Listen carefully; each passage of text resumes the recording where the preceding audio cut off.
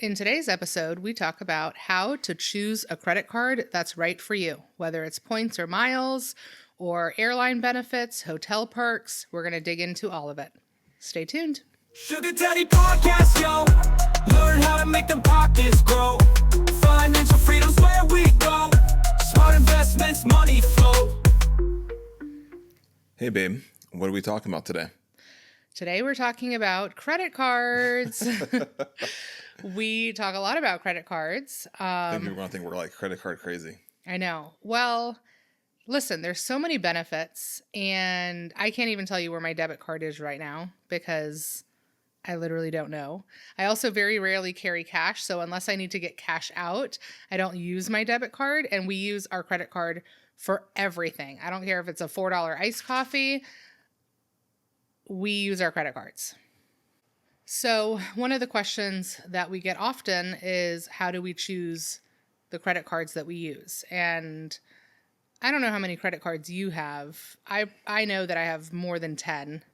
And I actively use probably 2, maybe 3, depending on what the purchase is. However, for our day-to-day spending, Brandon and I are both using the same kind of card. It happens to right now be the Capital One Venture card.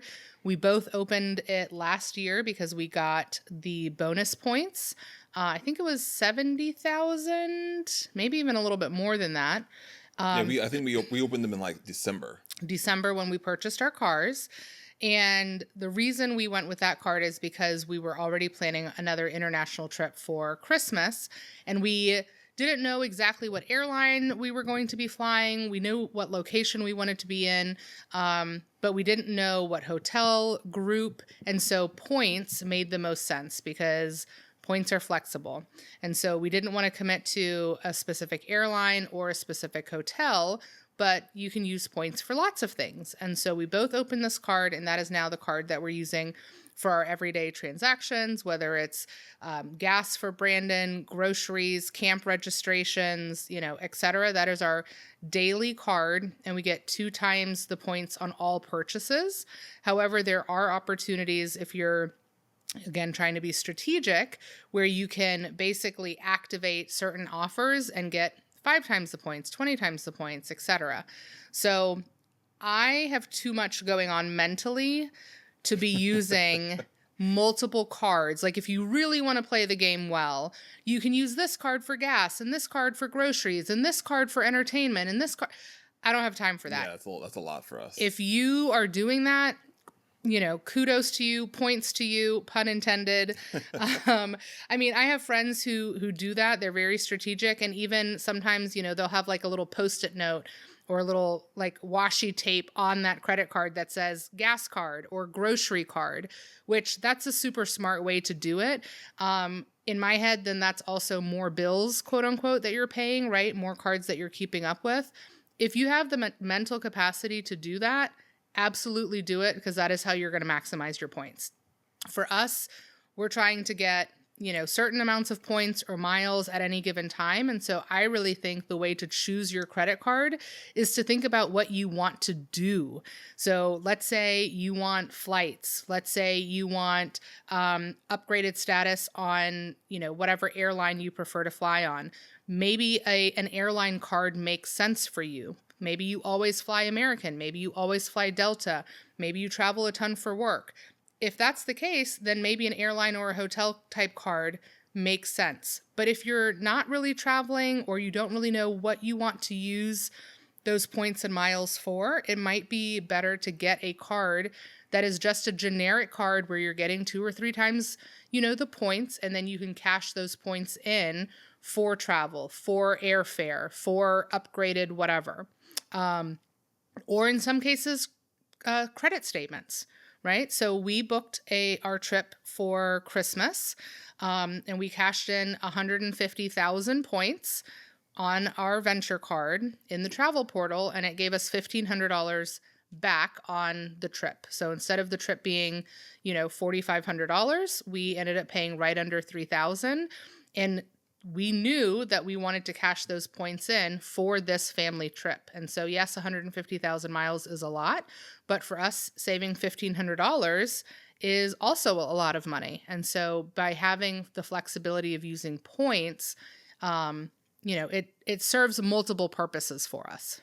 So, like, I would say that how we choose our credit cards is primarily based around travel. Yes. Travel is one of the things that we both thoroughly enjoy. Jess and I like having our own one-on-one time with each other, parent time by ourselves, taking our own trips separate without the kids. And then we also obviously want our kids to have the experience at such a young age to travel the world as well. So how we choose the cards and which ones we use is all based around that. Now, with that being said, planning is involved. So, for example, we went to Panama last year for Christmas, and we knew that we wanted to go ahead and start this as a new tradition where we're traveling somewhere abroad during Christmas time. And so we had already known this like a year in advance that, hey, we want to start focusing on which credit cards should we use to get the best bang for our buck that'll help benefit us when we book our trip, because we're going to Jamaica this year for Christmas. And spending the least amount of money is obviously always the goal. So if we can, especially when we're traveling as a family of four, four plane tickets is a lot of money. When we flew to Panama, it was $3,600. That was more than our 6 nights at the resort in Panama. It was more than double what we paid to actually stay on the resort. And so this year, when we're thinking about flights, we're hoping to use those points to offset hopefully all of the cost of the 4 flights for this year's Christmas trip. And so you really just have to plan ahead. One trip that I would absolutely love to take, and we will need to save a ton of points, is Costa Rica, the Four Seasons, Papagayo. It's like very high on my list. Nightly points are just astronomical. So that's one of those things where like, all right, we have the Amex Platinum card. We would book it through Fine Resort and Hotels, that collection. And we would probably need to, save our points for 2 or 3 years, which if it got to that point, if we wanted to do it on points instead of paying outright, Brandon and I would sit down and we would have a conversation. And by we would have a conversation, I would say, hey, switch to using this card for the next 2 years. Take all other cards out of your wallet with this is what we're using. But we talk about why we're using that card strategically, et cetera. It really just comes down to what do you value? Where do you spend your money? Do you want statement credits, so that your monthly bill goes down? Our thing with the credit cards is we're spending the money regardless. We have to pay for camp. We have to pay for groceries. We have to pay for gas. Whatever it is, you might as well be getting something for it. And if you're using your debit card, you get nothing. And so regardless of what kind of card you choose, start with one that makes the most sense for you. And if it is, hey, I don't know what airline, I don't know what hotel, franchise, the points is going to be the easiest because you have flexibility. Exactly. So we have points cards, we have miles cards, we have cards that we don't use often except for some of the benefits that they offer. For example, the Amex Platinum, it's a very expensive card to have. It's a $695 annual fee to even own the card, but it gets us into lounges when we travel. We enjoy the Fine Hotels and Resorts collection. We get stays credit. I really enjoy my $50 every 6 months for Saks. That's where I get my favorite lip gloss from, because otherwise I don't typically spend $40+ on a lip gloss. Shout out to Dior. Also, at the airport, lounge access? No, skipping the pre-check, global entry, all of those things. Those are benefits.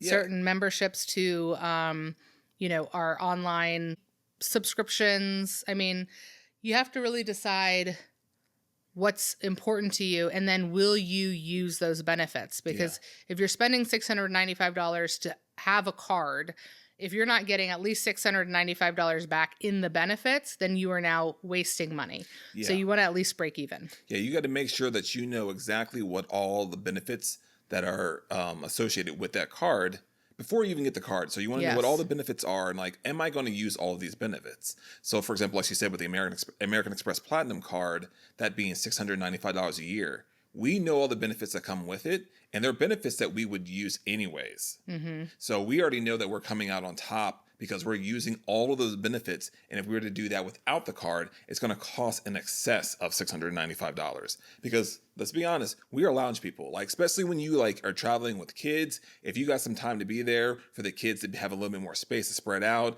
get them some food, something to drink. Nice clean bathrooms. Yeah. I mean, we are definitely lounge people. Yeah. Yes. And our kids are now too, because they enjoy in Panama when we were in the lounge, they had like a little kids area. yeah. They had the movies playing. All the kids were hanging out in there. So like, I mean, you were able to, like I said, the one in Panama, they were able to play in a nice, separate room where we could see them with a bunch of other kids and have stuff to play with, while Jess and I can had sit a in nice peace. breakfast and had coffee. Yeah. We also that day we stayed at the W in Panama, and they, we had $100 on-site credit because of that, because of how we booked it. So, we had a beautiful breakfast there every morning that was free for us, as well as the $100 that we could use at the bar and in the restaurants.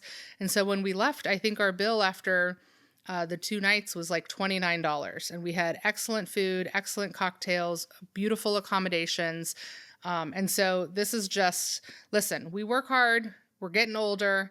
I like what I like, and I like those benefits. Like I said, and there's so many benefits. Like, for example, like even with the American Express Platinum, they have like a concierge service Yes. where you can call in and have somebody help you schedule and set up things on your travel. Yeah. So like, I would say like our top 3 cards that we, have in the rotation, all depending on what type of trips we have coming up, is we're, like I said, we're currently using the Capital One Venture card. Mm-hmm. And that one is only $95 annual fee. And we have the Chase Sapphire card.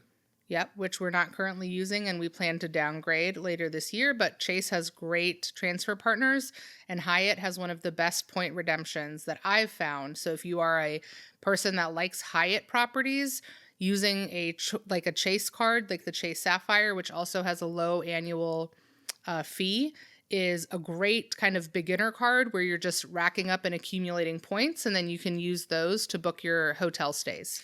That's another good call that you had, because you can downgrade and upgrade your cards. So Yes. once you have like the highest level card, if you got that card specifically to use it for a trip that you have coming up, and that's why you selected that card, you use it, but then say the following year you still have the card, but you're like, hey, like I'm not going to really use it. I don't see the need to pay that fee to have that card. You can downgrade it to the next level so you still have the card, and then say 2 years come, into the future, you want to use it again, you can upgrade back up. Yes. And I think one thing that is important to note is if you're going to close a card with the idea that you might want to open it again in the future because of bonus points, etc. A lot of the credit cards are getting much more strict on when you can actually get those bonuses. So I know there's a couple of cards out there where you have to not have been a card holder for at least 3 years. Some of them go up to 5 years. So if you're opening and closing cards thinking that you're going to get these bonus offers all the way around, you need to double check to see when did you have that card, when did you close it, and how long do you have to have that card closed in order to actually benefit from those bonus offers again, because you don't want to be opening cards with the idea that you're getting the bonus offers and then you don't get them because you don't actually qualify. So that is a call out, especially if you're a person who's starting to get into the kind of credit card points game, is just because you close a card and you want to open it again 6 months later or a year later does not mean that you're going to qualify for those points or those miles or whatever that bonus is for that time frame. Also, closing credit cards can have a negative impact on your credit score. Yes, we have an episode on that, so be sure to check that out. You don't want to be opening and closing cards too much, but downgrading and upgrading cards makes a lot of sense. There's times where Brandon and I have had the exact same card, and then I'll go and downgrade him if he was an authorized user. There's also times where Brandon will open a card using my referral code so that we both get some sort of bonus if there's an opportunity for him to get a bonus, because that's really the best way to get a big chunk of miles or points, is when you get those bonus offers.